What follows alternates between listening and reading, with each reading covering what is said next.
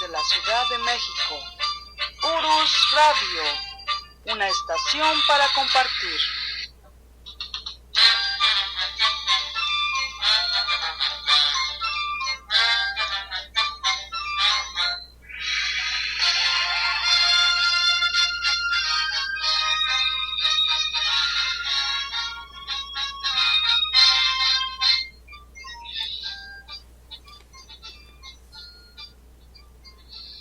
Hola, ¿qué tal? ¿Cómo están? Muy buenas noches, amigos que nos siguen. Estamos transmitiendo en vivo desde la cabina de Urus Radio, su programa de la verdadera historia de México. Estamos a 13 de abril de 2020 y pues bueno, el día de hoy vamos a continuar con la lucha por la independencia. Va a ser el programa número 2, no sabemos cuántos programas vayan a ser, yo creo que bastantes porque es un tema un poquito amplio. Y pues bueno, aquí está con nosotros el profesor Francisco Mendoza, que bueno, ustedes ya lo conocen, es quien nos narra estas magníficas historias de nuestro país. Profesor, ¿cómo está? Buenas noches.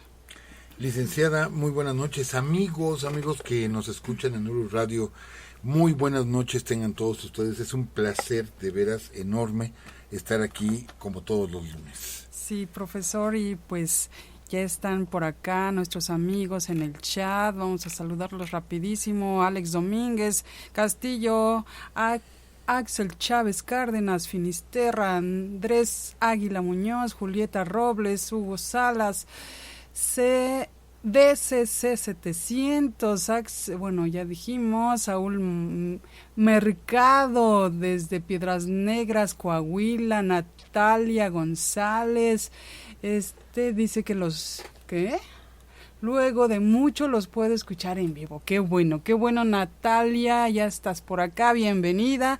Iván Campos, Gilberto Elguezábal, Maricela Briones, Valeria Ochoa. Y ¿sabe qué también, profesor? Me da mucho gusto que hay muchos niños que nos están escuchando. De hecho, quiero mandar unos saludos a Jessica, que es hija de Isaac López. Ella tiene 11 años y también ya nos escucha. También saludos a Eli, a Isa y Santiago, que, bueno, también nos escuchan como parte de su clase de historia de tercer año. Y pues qué bueno que siguen sumándose más y más niños a esta familia de Urus Radio. También está por acá Pablo Segura, Roberto Romo, Maromero, desde Phoenix. Dice Roberto Romo que saludos desde Atlixco con Grace. Hoy cumplimos 25 años de matrimonio. Felicidades. Un mega abrazo. No cualquiera llega a 25 años, amigos. Así es que muchas felicidades, Roberto. Ya nos conocimos. Y pues bueno, también Jorge Luis Carmen Villarreal. Está también René Yair Flores Guzmán desde Puerto Vallarta, Julio César Ávila desde Toluca. Y bueno, profesor, entonces, ¿de qué nos va a hablar el día de hoy? Está también Sergio Giovanni, Martín Ramírez, Jesri Mendoza. Profesor. Bueno, pues habíamos iniciado con el tema de la independencia de México, la lucha por la independencia. Ya hemos hablado varias veces de ese tema, pero no una serie. Y como usted bien dice, cuando iniciamos la transmisión el día de hoy, no sabemos cuántos programas van a ser. Yo espero sean unos 15 programas, no sabemos. Pero por lo pronto hoy es el número 2. Estamos todavía previo al grito de Dolores, de cómo se fue moviendo todo. Hoy vamos a platicar unas historias de veras increíbles de todo lo que encierra nuestra lucha por la independencia y que no se menciona, que no se habla. Vamos a hablar de personajes que ahí están esperando que se les haga, pues no justicia como tal, pero sí un reconocimiento, que se perdure el nombre de estas personas que lucharon y que dieron todo porque nosotros seamos libres, ¿sí? Entonces hoy vamos a hablar precisamente de eso, licenciado. Perfecto, profesor, pues adelante, el micrófono es todo suyo. Bueno, pues amigos, la semana pasada estábamos platicando de esos levantamientos previos de 1808, 1809, para llegar a de 1810. Platicamos lo que fue el levantamiento de 1808, la muerte de Francisco Primo Verdad, ¿sí? En las cárceles de la Inquisición,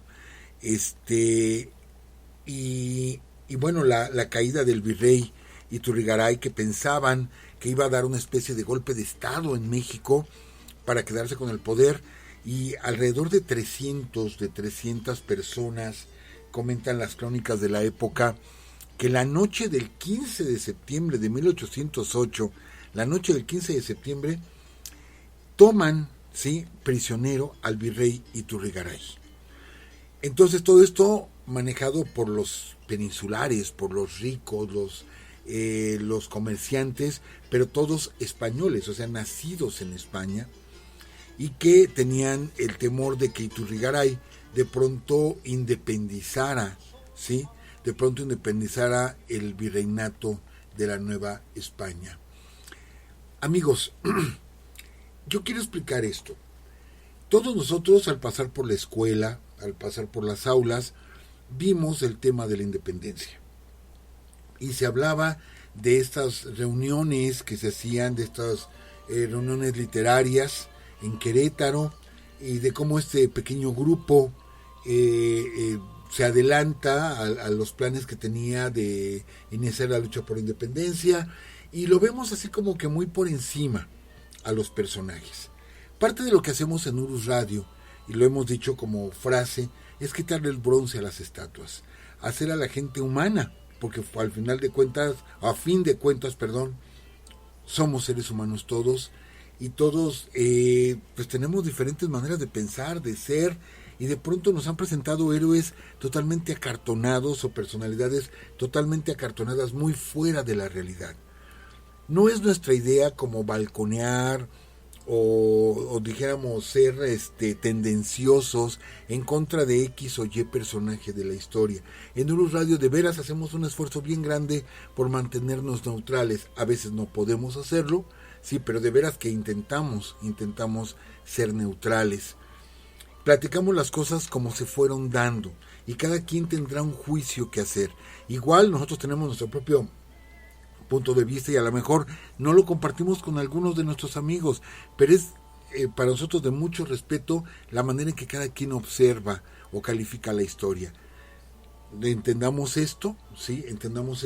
Que todos estamos sujetos a la larga al juicio de la misma historia, sea una personalidad muy grande, o sea dentro del ámbito de nuestra propia familia o de nuestro trabajo. Todos somos sujetos al juicio de la historia. Bien, pues entonces podemos hablar con mayor libertad de estos personajes. Amigos, nos decían de estas reuniones literarias que se hacían en Querétaro, y allí se reunía Aldama, Allende, Abasolo, la corregidora, el corregidor, los hermanos González. Se reunió un grupo como de 20 personas. Cuando es hecho prisionero Ignacio Allende y es interrogado, él habla de que había aproximadamente 1,600 conjurados. 1,600 conjurados. Estamos hablando de una cantidad enorme de conjurados. No estamos hablando de los 10 o 15 que se reunieron en Querétaro. Estamos hablando de cientos de personas que estaban planeando, ¿sí?, este movimiento. Por lo tanto, no fue un movimiento casual o de capricho, de gusto. Fue algo perfectamente planeado, algo perfectamente hecho, y un ejemplo que les vamos a poner. Siempre identificamos la independencia de México con el estandarte de Miguel Hidalgo, el estandarte de la Virgen de Guadalupe, que sí lo utilizó. Pero ¿qué creen, amigos? Poco se conoce esta noticia en México. Yo los invito, porque la licenciada nos hizo favor de compartir las imágenes ya, de que Ignacio Allende ya había elaborado, ¿sí?, una bandera que representara el movimiento por la independencia. De hecho, se conocen dos banderas Estas dos banderas son las llamadas las banderas gemelas de Allende. Estas banderas se entiende que las utilizaron los insurgentes desde la toma de la Alhóndiga de Granaditas, cuando estuvieron en Salamanca, etcétera, etcétera, y las pierden en Puente de Calderón. Posteriormente, Calleja, cuando es virrey, las envía a su regreso al trono de Fernando VII, las envía como trofeo de guerra a España. Pero en España, como estaban todavía con su relajo de la Constitución de Cádiz y todo esto, no les interesó en lo más mínimo y las guardaron en un museo. Y ahí se embodegaron. Una quedó en una vitrina olvidada y otra quedó en una caja, olvidadas. Así duraron muchísimo tiempo. Amigos, duraron prácticamente 200 años olvidadas las banderas gemelas de Allende. Hasta que en el año 2010, con los festejos del Bicentenario, España nos regresa, ¿sí?, las dos banderas a cambio de dos banderas que nosotros les capturamos a la expedición de Barradas, cuando fue la reconquista o el intento de reconquista del virreinato y que los derrota Santana. Se capturan unas banderas y ellos nos piden esas banderas a cambio, nosotros se las damos y se quedó en un trato. Las dos banderas de Allende iban a estar, ya una se iba a quedar permanentemente en México y la otra estaba a préstamo por 5 años. Como son banderas idénticas, ¿sí?, pues una se conserva ahorita en España y la otra se conserva en México, en la sala 6 del Museo Nacional de Historia del Castillo de Chapultepec, donde la podemos ver, esta bandera, que es en sí la bandera original del movimiento de independencia. O sea, la bandera que se preparó para el movimiento de independencia. Pero como Hidalgo les ganó, y de esto vamos a platicar, les ganó la idea y sacó un estandarte, y esto fue el que nos representó. Entonces, y se conserva en México también, de las dos banderas que nosotros les regresamos, una se quedó en España y la otra regresó a México, ¿sí?, que es de un regimiento de las fuerzas de Barradas, que se quedó definitivamente esta bandera en México, y las cuales podemos ver ahí en la sala 6. Amigos, ¿por qué hago esta mención? Ya nos cambió un poquito, ¿no? Si Allende ya tenía hasta banderas preparadas, si Allende habla de que eran alrededor de 1,600 personas las que estaban confabuladas para este levantamiento, vemos que la preparación, ¿sí?, del inicio del movimiento de independencia no fue casual, no fue algo espontáneo, no fue, en algunas cosas sí fue espontáneo, de eso vamos a ir platicando, sino que había, les digo, todo un plan establecido, y esto viene a recaer en el año de 1809, un año después de la caída de Iturrigaray, ¿sí?, con la conspiración de Valladolid. La conspiración de Valladolid, que fue donde nos quedamos en sí la semana pasada. Pero tenemos que explicar esto. Amigos, recuerden que la lucha que se estaba enarbolando en ese momento era contra los franceses. Fernando VII era prisionero, es más, Napoleón tenía prisionero al rey de España y llegó a tener prisionero al Papa, nada más y nada menos que al Papa. O sea, ¿quién se ha dado ese gusto, no?, de tener a reyes y al mismo Papa los tenía prisioneros Napoleón Bonaparte? Gobernaba estas tierras, sí, desde 1808 Pepe Botellas, José Bonaparte, el hermano mayor de Napoleón, era quien gobernaba. Les había entregado, Carlos IV les entregó el reino de España y todas las Indias, pero así como si nada, toma, son tuyas. Se los entregó, sin pelear, sin protestar, sin nada. Era el miedo que le tenían a Napoleón. Entonces, quien nos estaba gobernando de alguna manera era Francia, ¿sí? De hecho, amigos, por ahí tuve el nombre y no recuerdo dónde lo anoté. De hecho, José Bonaparte nombra un virrey para la Nueva España, pero este virrey nunca llegó a estas tierras, pero se llegó a nombrar un virrey francés. Es más, amigos, esto se los platico adelantándome un poquito. En 1814, cuando ya pierde Napoleón, ¿sí?, cuando ya se da el Waterloo, etcétera, pierde. Toda la gente que estaba alrededor de Napoleón son buscados y condenados a muerte. Entonces tienen que salir huyendo y José Bonaparte, ¿sí?, viene a dar a los Estados Unidos, junto con una gran cantidad de generales, una gran cantidad de soldados franceses que pelearon del lado de Napoleón, viene a dar a los Estados Unidos. Y ahí comienzan a planear. Nunca se llevó a cabo, pero comienzan a planear la independencia de la Nueva España. Estamos hablando 1815, 1816, están planeando la independencia de la Nueva España y después independizar Brasil y después desde Brasil, ¿sí?, ir a la isla de Santa Elena y rescatar a Napoleón Bonaparte, rescatarlo y traerlo a la Nueva España, que ya para entonces iba a tener otro nombre, ahora se iba a llamar Nueva Francia. Qué originales, ¿verdad? O sea, hasta eso muy ingeniosos. Era el plan que ellos tenían, era el plan con el que llegaron a Estados Unidos. Afortunadamente no lo hicieron. Si no, imagínense, la historia hubiera cambiado radicalmente si nos hubiéramos llamado Nueva Francia y hubiéramos tenido aquí a Napoleón Bonaparte, porque ese era el plan, tenerlo aquí. Pero bueno, para que vean la influencia que tenía José Bonaparte en España. Entonces, amigos, recuerden que les habíamos platicado lo que fue la batalla de Trafalgar, de que todos esos gastos, toda la inversión que se hizo, venía de las minas de plata del Potosí en el Perú y de las minas en México. Alguien nos hizo una aclaración. ¿Saben que las minas del Potosí no están en el Perú? Están en Bolivia. Tiene razón nuestro amigo, actualmente están en Bolivia. Pero cuando eran las minas del Potosí en el virreinato del Perú, sí, no existía Bolivia. Bolivia existió posterior a la lucha de Simón Bolívar, por eso se le puso el nombre de Bolivia.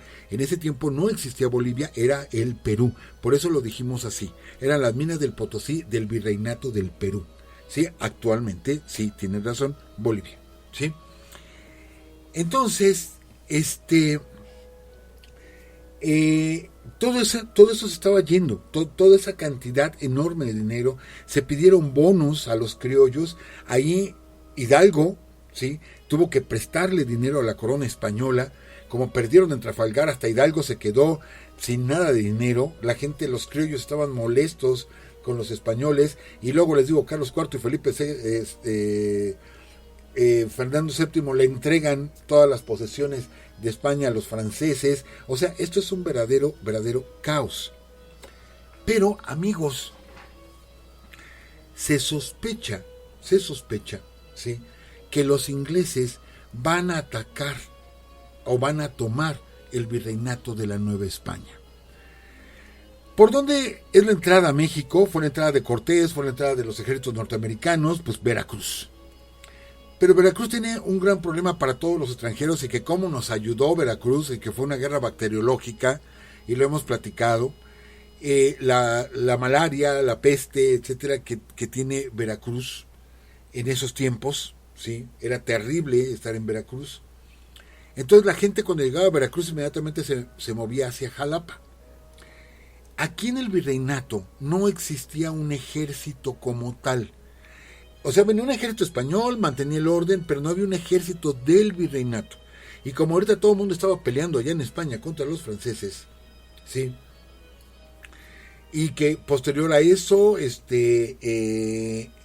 enemigo a vencer es Inglaterra, traen un relajo ahí entre ellos. Los ingleses, efectivamente, ¿sí? Wellington, de hecho Wellington, tenía la flota inglesa preparada para partir hacia la Nueva España, y tomar el virreinato, porque de aquí salía todo el dinero. Todo el dinero con el cual estaba España defendiéndose salía directamente, y en ese tiempo España se volvió aliada de los franceses. Entonces Inglaterra dice, para disminuir las fuerzas vamos a tomar la Nueva España. Ya habían tomado, acuérdense, ya habían tomado la isla de Cuba. O sea, la flota inglesa era muy poderosa. Se está esperando que de un momento a otro, desde Veracruz, vean a la flota inglesa llegar. Saben que si toman Veracruz van a avanzar hacia Jalapa. lo que hace, ¿sí?, el virrey Iturrigaray es reunir a todas las milicias en el virreinato en el cantón de Jalapa. Esto va a ser fundamental, amigos. Estamos hablando de 1806 a 1808, en que los reúne a todos. Ahí está Calleja, ¿sí? Ahí está Agustín de Iturbide. Ahí está Ignacio Allende. Ahí está Abasolo. Ahí está Jiménez. Ahí se conocen entre todos ellos. Ahí está Joaquín Arias. Ahí están todos los militares criollos. Se conocen. ¿Por qué? Porque habían iniciado. No eran militares así como de carrera, porque no tenemos una academia militar en México. Eran hacendados, eran comerciantes que se metían a la milicia, como fue el caso de Allende, que venía de una familia muy bien acomodada, pero que también se mete a la milicia, pero sigue teniendo sus negocios. Entonces los llaman a todos para darles instrucción militar, y al mismo tiempo prepararse para una invasión inglesa, y ahí se conocen todos, amigos. Esto es bien importante que lo entendamos, porque después vamos a descubrir que Hidalgo hasta era pariente de Iturbide, ya lejanos. Ellos no lo sabían, hasta donde yo sé no lo sabían, pero igual se conocían, igual se conocían. Allende estuvo bajo las órdenes de Calleja, cuando después lucharían, ¿sí? O sea, se conocían perfectamente. Iturbide con Allende, con Aldama, etcétera. O sea, todos ellos, todos estos militares, todos se conocieron ahí en el cantón de Jalapa. Amigos, jugando un poquito y con el debido respeto que me merecen ustedes y la misma historia, pero si estuvieran en este tiempo, sí, empezaríamos a ver hasta selfies. Yo imagino que se tomarían selfies ahí, Agustín de Iturbide tomando selfie, teniendo allá atrás a Calleja y Allende y Aldama. ¿Por qué? Porque eran amigos, ¿sí? Convivieron mucho tiempo. No eran extraños, no eran ajenos. Se conocían muy bien porque eran militares y estuvieron en el cantón de Jalapa esperando a unos ingleses que sí estuvieron a punto de llegar, pero que nunca llegaron. Entonces, cuando es tomado Iturrigaray, sí, que le dan esa especie de golpe de estado en 1808 y lo mandan prisionero a España, nunca había pasado eso con un virrey, nunca, ¿sí? Que lo hayan tomado prisionero y que lo hayan mandado a España, ni en México, ni, bueno, en Nueva España, ni en Nueva Granada, ni en Río de la Plata, ni en el Perú. Nunca sucedió, solamente Iturrigaray. Entonces los militares tenían mucho coraje de que hayan tomado Iturrigaray, porque ellos apoyaban esta idea de ser autónomos, de no estarles enviando dinero a los franceses. Entonces se dan cuenta de que los españoles peninsulares toman a Iturrigaray, lo mandan preso a España y planean libertarlo cuando pase por Jalapa. De alguna manera, qué bueno que no lo hicieron, porque la instrucción era, la gente que lo llevaba preso a Iturrigaray al puerto de Veracruz tenía la instrucción de que si intentaban rescatarlo o intentaba escapar, ahí mismo lo mataran. Afortunadamente no sucedió, ¿sí? Fue Joaquín Arias, precisamente el teniente Joaquín Arias, quien estaba encabezando este movimiento para rescatar a Iturrigaray. Iturrigaray llega a España, donde les dicen, tú no tienes la culpa de nada, o sea, ven que no hay ningún problema. Pero en México pues ya había cambiado todo, y se queda don Pedro María Garibay, ya una persona de 80 años, muy, muy grande, ¿sí? Es el que se queda como nuevo virrey, pero puesto aquí por los ricos españoles. Entonces, lo que hace Garibay es regresar a todos a sus casas. Todo el cantón de Jalapa les dice, váyanse a sus casas. Pero ya era gente que estaban de acuerdo, ¿sí?, con un movimiento en México, que estaban en contra de los españoles. Era gente que ya se había conocido, y a todos los mandaron a sus lugares de origen. Así se regresa Allende y Aldama a San Miguel el Grande, ahí se regresa Agustín de Iturbide a Valladolid, se regresa Calleja a San Luis Potosí, etcétera. Todo el mundo se va regresando, pero ahí Allende es el que comienza a organizar. Ya los conocía a todos y empieza a organizar juntas, ¿sí? Juntas para buscar una sublevación. La Junta de Valladolid no lo organiza Allende, pero participa en esa junta Ignacio Allende.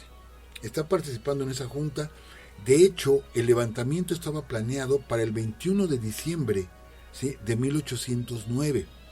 Estaba perfectamente organizado. Había grupos que se iban a levantar en Valladolid, en Pátzcuaro, en Querétaro, en León, en Silao, León no, Silao, Salamanca, etcétera. En varios lugares se iban a levantar grupos, y esto estaba organizado por José María Michelena, que era de lo que platicábamos la semana pasada. El grupo, amigos, es lo triste. Fíjense, sucede que uno de los conjurados se está acercando el 21 de diciembre, y 2 días antes decide confesarse, ¿sí? Decide confesarse porque le da miedo, porque va a haber un levantamiento armado. Dice, a lo mejor me muero. Si me muero, quiero ir, pues bien, lo sé, con mi conciencia tranquila. Decide confesarse, y al padre le dice, es que tengo miedo de morirme, ¿sí? Ahora que se va a dar este levantamiento. ¿Cuál levantamiento? Pues el levantamiento que va a haber pasado mañana. ¿Y quién está en el levantamiento? Pues fulano, sotano, perengano. Entonces nos vamos a levantar en armas. Entonces, ¿qué tal si me muero? Quiero estar con mi conciencia tranquila. Amigos, esto es secreto de confesión. Es secreto de confesión, ¿sí? Bueno, pues el padre inmediatamente sale y avisa a las autoridades. ¿Qué creen? ¿Que viene un levantamiento y es fulano, sotano, perengano? No, pues se va el virreinato y pues rápido los agarra y los detiene a todos, ¿sí? Se violó el secreto de confesión. Ajá. Este hombre no era su intención, pienso que no era la intención entregar a sus compañeros, mas sin embargo lo hace yéndose a confesar. Y capturan a la gran mayoría, no a todos, pero a la gran mayoría de las personas que estaban planeando el levantamiento para el 21 de diciembre de 1809. A quien no capturan es Allende, y no capturan a Aldama, ¿sí? Ellos están en Guanajuato, se enteran de que los detienen a los demás, y ellos no se detienen. Ellos continúan instigando, organizando, y es ahí donde se va a dar este movimiento de 1810. Pero para esto, amigos, déjenme platicarles. Hay un personaje, a mí me encanta este personaje, de esos personajes olvidados en nuestra historia, ¿sí? Y es precisamente Mariana Rodríguez del Toro, de Lazarín y Lazo de la Vega. Si ustedes tienen la curiosidad de ver el plano de la Ciudad de México, el centro histórico, van a encontrar una pequeña calle, una calle bien chiquitita, pero se llama así, Mariana Rodríguez del Toro. ¿Quién era Mariana Rodríguez del Toro? Amigos, regresémonos a 1808. Resulta que Mariana Rodríguez del Toro, junto con su esposo, ¿sí?, vivían en la calle de Donceles. Donceles es una calle muy famosa aquí en la Ciudad de México, porque es la calle donde se encuentran las librerías de viejo. A los que nos apasionan los libros, sabemos llegar rápido a Donceles y ubicamos las librerías, porque nos metemos y duramos horas ahí, busque y busque entre los libros, así le decimos, libros de viejo. No libros viejos, sino libros de viejo. Ajá. ¿Qué significa Donceles? Mucha gente decía, es que Donceles viene de alguien que se llamaba Don Celerino o Don Celestino y vivía en esa calle y se le quedó la calle de Donceles.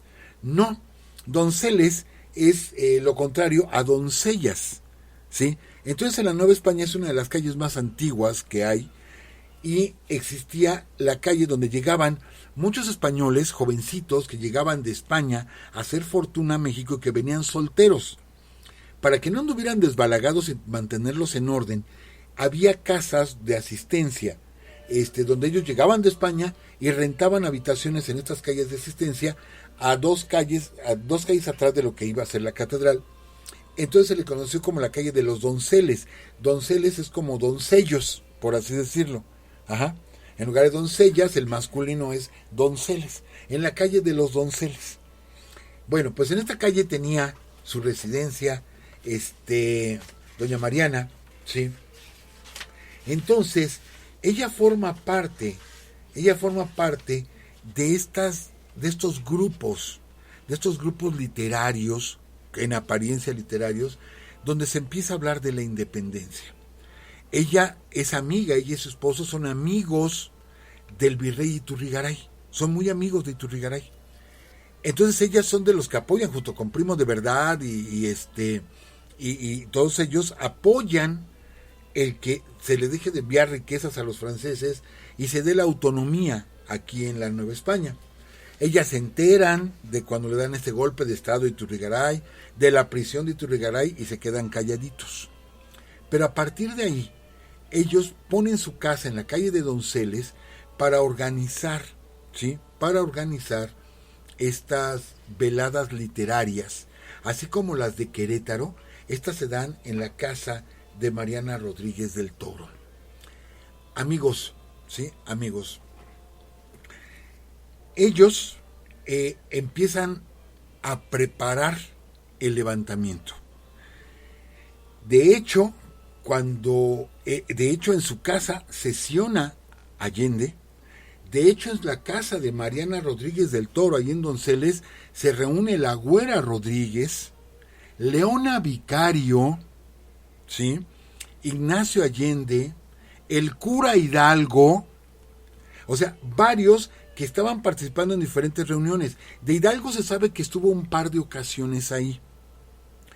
Pues de vez que vino a la Ciudad de México, y un par de ocasiones estuvo en la casa de Mariana Rodríguez. Pero ahí estuvo la Güera Rodríguez. Ahí era donde se reunían, entre otras casas, pero ella ponía ahí su casa disfrazada de veladas literarias. Cuando se da el inicio del movimiento de independencia, amigos, desde esa casa se reúne dinero, se reúnen armas, ¿sí? Y se las envían a los ejércitos al ejército de Hidalgo y de Allende. Ellos se van enterando de los triunfos en Guanajuato, de la toma de Valladolid, etcétera, y se empiezan a preparar para la toma de la Ciudad de México en Monte de las Cruces. Están esperando, ellos solamente están esperando ver bajar a las tropas insurgentes por el rumbo de Santa Fe, ¿sí? Para hacer el levantamiento de la Ciudad de México, para recibir a Hidalgo, triunfadores de la Guerra de Independencia. Sabemos que Hidalgo toma la decisión y no entra a la Ciudad de México, mas sin embargo ellos siguen apoyando. Y ahí, en los datos que yo tengo, amigos, ahí es precisamente donde surge, cuando ellos dicen, no tienen un nombre como grupo, pero saben que el ejército de Hidalgo se está identificando con los estandartes de la Virgen de Guadalupe, es donde surge el término los Guadalupes, precisamente en la casa de Mariana Rodríguez del Toro. Ahí surge el término, ¿sí?, de los Guadalupes. Bueno, pues ellos un día se enteran, porque empiezan, saben de la derrota en Puente de Calderón, siguen sus veladas literarias, pero muy molestos, porque saben que se perdió esa gran oportunidad. Pero después, un día, se enteran mediante los toques de campanas de toda la Ciudad de México. Con esto estaba celebrando la iglesia la aprehensión de Miguel Hidalgo, ¿sí? Se enteran, se reúnen, están muy molestos porque, bueno, y sienten que se perdió ya toda posibilidad de luchar por la independencia. Entonces, quiero leerles del libro Adictas a la Insurgencia, de Celia del Palacio. Esta parte dice: la confusión y el desánimo hicieron presa de todos. Nada que hacer, decían unos por lo bajo. Esto se acabó, afirmaban otros, apurando los vasitos de anisete y de jerez para temperar el susto. De pronto, doña Mariana se levantó por encima de los murmullos apagados y el humo de los cigarros de la concurrencia. ¿Qué es esto, señores? ¿Ya no hay hombres en América? De sus ojos claros salía fuego, las mejillas ardían y su rostro de alabastro era reproche para sus compañeros del sexo fuerte. Sería una vergüenza que, porque ha faltado Hidalgo, no haya otros americanos que lo sigan y continúen su grande obra. Don Antonio Raz preguntó incrédulo: ¿pero qué podemos hacer? Libertad a los prisioneros, dijo doña Mariana con naturalidad. como si estuviera proponiendo un sarao o una jamaica. ¿Pero cómo?, preguntó don Benito Guerra a su vez, y ella respondió resuelta con los brazos torneados en jarras: hay que apoderarse del virrey en el paseo y ahorcarlo. Amigos, esto ya lo habíamos narrado alguna ocasión aquí en Urus Radio. Se empezó a preparar el secuestro del virrey. Secuestrar al virrey, precisamente. Sí, en la versión que nos da aquí en Adictas a la Insurgencia, Celia del Palacio, nos dice que la idea, ¿sí?, la idea de ellos, de este grupo encabezado por doña Mariana Rodríguez, la idea era secuestrarlo y llevarlo a López Rayón, y que con esto obligarlo a que firmara el acta de independencia o hacer un acta de independencia. La versión que yo tenía era: matan a Hidalgo, matamos al virrey. Era intercambiarlo. Pero bueno, sea como sea, la cuestión era secuestrar al virrey. Sea cualquiera de las dos versiones, era secuestrar. Y empezaron a planearlo y a planearlo y a planearlo, ¿sí?, hasta que un día antes de que lo fueran a tomar, los descubrieron, los vendieron, los traicionaron y no pudieron secuestrar al virrey. A ellos los tomaron prisioneros. De hecho, doña Mariana Rodríguez del Toro es hecha prisionera, es encadenada durante 9 o 10 años en las cárceles del virreinato, a pesar de que hubo indultos, ¿sí? A ella no se le indultó. Ella salió libre hasta diciembre de 1820 y murió en enero de 1821. Ella no alcanzó a ver el México independiente, se quedó unos meses de ver el México independiente. Actualmente pues hay una pequeña calle, Mariana Rodríguez del Toro, en el centro de la ciudad, pero estas eran las mujeres que peleaban, amigos. Sí, porque se decía, la Ciudad de México no intervino. ¿Cómo no? Claro que se intervino, y se intervino muy fuerte con personajes como que de Mariana Rodríguez del Toro. Amigos, se nos va el tiempo. Es que hay tanto que platicar, licenciada. Se nos va el tiempo. El tiempo no se detiene, pues. Pero bueno, con esto vamos a llegar, amigos. Yo quiero ponerles este ejemplo. Vamos a cerrar la parte de 1809 y nos vamos a concretar a 1810. No estaba planeado para el 16 de septiembre. Ahí sí fue totalmente, las circunstancias se dieron. Pero vamos a dejar bien claro esto. Yo he visto varias fechas, que si el 1 de diciembre, que si en octubre, etcétera. He visto varias fechas, pero no iba a ser el 16 de septiembre. Pero también es cierto que Hidalgo fue de los últimos que se integró, a este movimiento. Quien organizó todo esto, acuérdense, Primo de Verdad primero, después Mariano Michelena, y ya en este tercer movimiento, Ignacio Allende. No vamos a debatir aquí de quién es el padre de la patria, que si Hidalgo, porque yo lo he escuchado hasta de manera un tanto peyorativa. La lucha de Hidalgo se acabó en unos cuantos días, o sea, no aguantó ni el año, ¿no? Y ya estaba muerto. O sea, quien es el verdadero consumador de la independencia es Agustín de Iturbide. Sí es el consumador de la independencia, Agustín de Iturbide, eso no lo vamos a poner en duda, junto con Vicente Guerrero. Son los consumadores, aunque Guerrero ni siquiera firmó el acta de independencia.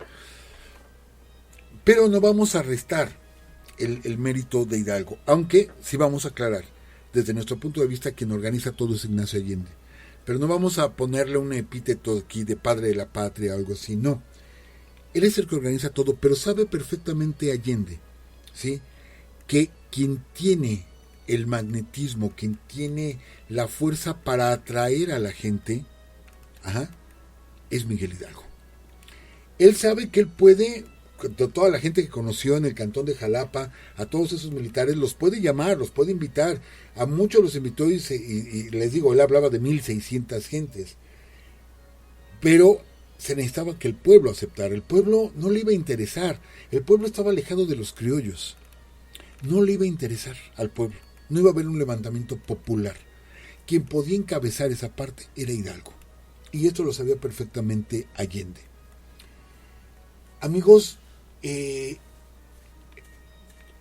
Vamos a platicar la próxima semana de quién fue Hidalgo. Es un personaje increíble, de veras increíble en nuestra historia.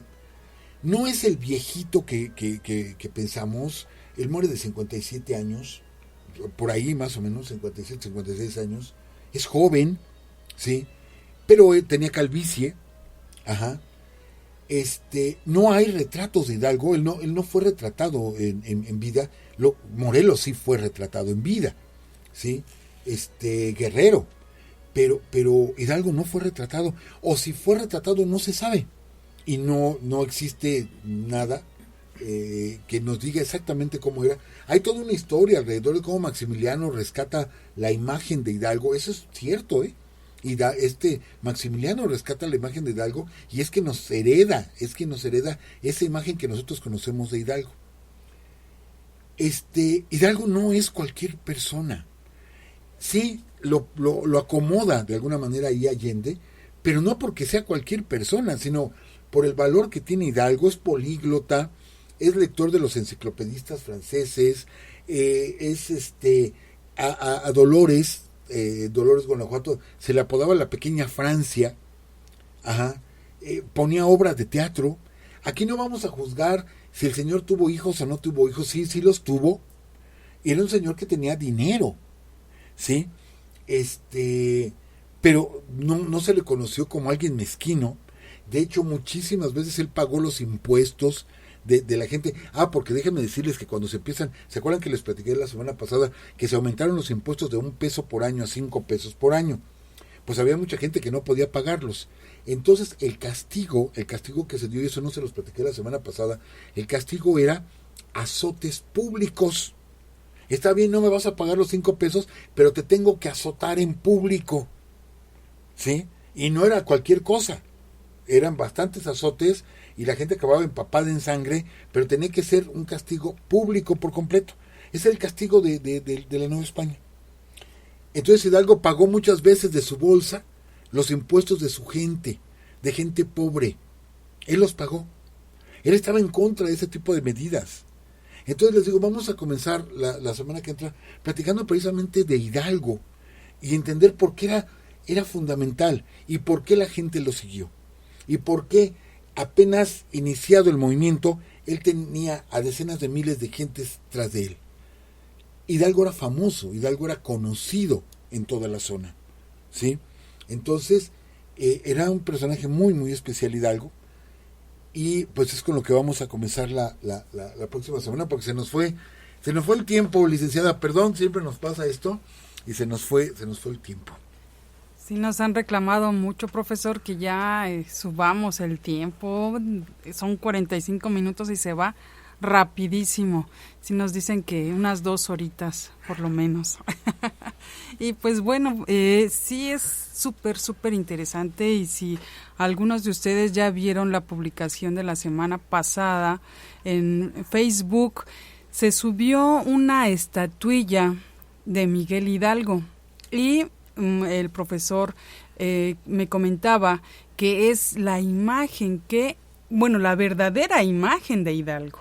¿Es verdad, profesor? Bueno, es la que más se acerca. Porque el autor de esta pequeña estatua, de esta pequeña escultura, él sí lo hizo, no alcanzó. Clemente Terrazas. Perdón. Él sí lo hizo, él conoció Hidalgo, lo conoció en Guadalajara.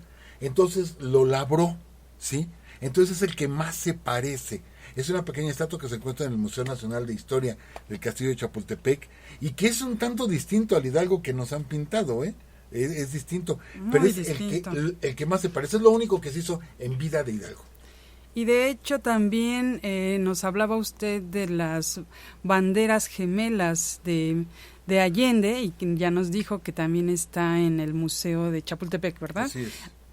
Y también subimos una imagen que es el mural de la independencia. Bueno, creo que sí, es acerca de la independencia, y es de O'Gorman, y también está en el museo, así es que cualquiera que vaya, pues ya va a contemplar todo lo que está hablando el profesor. Y pues bueno, sí, profesor, adelante. Es que también le pedí a la licenciada que subiera una imagen de un personaje, y no alcanzamos ahorita a hablar de él, les digo, se nos va el tiempo, de Víctor Rosales. Y lo comento así, 2 minutos, licenciada. Adelante. Víctor Rosales, cuando se abre la columna de la Independencia para restaurar los restos que se encontraban ahí en el año 2010, resulta que encuentran unos restos de una persona llamada Víctor Rosales, y que bueno, está Morelos, Allende, Aldama, Jiménez, la Corregidora, Guerrero, Hidalgo, y Víctor Rosales, ¿quién es? ¿Sí? Entonces es uno de esos personajes olvidados en nuestra historia, zacatecano él, y con esto quiero decirles, por eso le pedí 2 minutos a la licenciada, de que el movimiento iba a estallar en muchas ciudades al mismo tiempo, y Víctor Rosales tiene una historia tremenda, Víctor Rosales, y él hace levantamiento en Zacatecas. Ajá. Víctor Rosales, hagan de cuenta que él está estudiando Derecho en la Universidad Pontificia de la Ciudad de México. Acuérdense otra vez de la estatua de Tolsá, de Carlos IV, del Caballito. Ya se había inaugurado. Y una ocasión él, siendo estudiante aquí en la Universidad Pontificia, que estaba ahí a un ladito de lo que ahorita es Palacio Nacional, atrás de la Suprema Corte, la estatua estaba en el centro, en el Zócalo, ajá, y había 4 guardias cuidándola. Entonces él llega, se para y empieza a ver la estatua del Caballito, y llega una persona que viene con 4 indígenas y empiezan a hablar de la estatua del Caballito, pero en náhuatl, ¿sí? Empiezan a hablar en náhuatl. Entonces ellos lo que hablaban era lo bien hecha que estaba la estatua, que estaba enorme, que estaba grandísima. Entonces los guardias españoles agarran y se les van a golpes, ¿sí? Entonces se mete, Víctor Rosales se mete y dice, ¿por qué los golpeas? Dice, porque están criticando la estatua. Dice, no, yo sé hablar náhuatl. Y no estaban criticando la estatua, están diciendo que qué bella estatua y que qué grande está. Dice, no, la estaban criticando porque señalaron el carcaj que está a los pies del caballo del Caballito. Si ustedes observan la imagen del Caballito, está pisoteando un escudo, ¿sí? Un escudo mexica, lo está pisoteando el caballo. Entonces, dice, están criticando eso. Y Víctor Rosales dice, no lo están criticando, están halagando la estatua. Pues todos se van prisioneros y lo meten 5 días preso. Pero aparte lo golpearon a Víctor Rosales y lo meten preso. Y después lo expulsan de la universidad. Y él se va a Zacatecas odiando a los españoles, odiando a los españoles, ver la serie de abusos a raíz de eso que vivió precisamente la estatua del Caballito. Ajá. Se va odiándolos, y les digo, después se haría amigo de Allende, encabezaría el levantamiento en Zacatecas, y vamos a platicar varias cosas de él para saber por qué está o por qué apareció entre los 13 héroes de la columna de la Independencia, ¿sí? Víctor Rosales de Zacatecas. O sea que esta historia continuará. Bastante. Perfecto, entonces no me adelanto porque también el profesor me comentó algunas cosas de Víctor Rosales y bueno, mejor me quedo calladita. Y pues amigos, que estén muy bien, gracias a todos los que nos mandan mensajes en Twitter, en Facebook, aquí en Spreaker. Hay varias personas que nos están escuchando en vivo, Margarita Solís, Luis Javier Ibarra Paz, está Migdalia Cantú, que dice que la felicitemos porque ya lleva la mitad de los programas escuchados. Pues déjame decirte, Migdalia, y a todos, que no son 180 programas. Ya estábamos viendo con el profesor que son 303 programas. Así es que te faltan muchísimos más. Les vamos a pasar la liga también de iVoox para que también puedan escuchar todos los programas anteriores. También están por primera vez José González, está Alex Rodríguez, Jesús Velador, Alberto Bravo, Nelly Dorantes, está también Juan Carlos Calderón, está Alejandro Salazar, Jorge Jamie Nieto, Ernesto Hernández, y bueno, también nos dicen que saludemos a Viviana de 12 años, son es hija de Gilberto y Erika en Los Mochis, Sinaloa. Y bueno, hay muchísimos que nos mandan mensajes. Discúlpenos por no pasarlos en vivo, pero de verdad que sí los leemos toditos. Y pues bueno, amigos, que estén muy bien. Les pasamos la liga para que nos escuchen en vivo, para los que nos escuchan también en todas las plataformas que por ejemplo es Spotify, estamos también en iTunes y bueno, en iVoox, que les decía, bueno, para que nos escuchen en vivo es www.spreaker.com/user/Urus Radio. Y pues muchas gracias a todos. También decía Julieta Robles, profesor, que cuál es el papel de Sonora en la independencia, que hay algo, unos mitos sobre algunos pasadizos secretos en Hermosillo y sobre todo ahí en la catedral. Hay mucho que platicar de Sonora en la independencia, nada más y nada menos del capitán Hermosillo. La capital se llama Hermosillo precisamente por él, ¿sí? Y una serie de proezas en la lucha de independencia increíbles del capitán Hermosillo, y hay más cosas que platicar de él, bueno, de la independencia. Saludos también a el hijo de Andrea Espinosa, es Jesús, que nos escuchan en Alaska. Gracias, amigos, gracias a todos ustedes, de verdad es un gusto que nos acompañen. Que estén muy bien, cuídense y por acá los esperamos el próximo lunes. Hasta luego.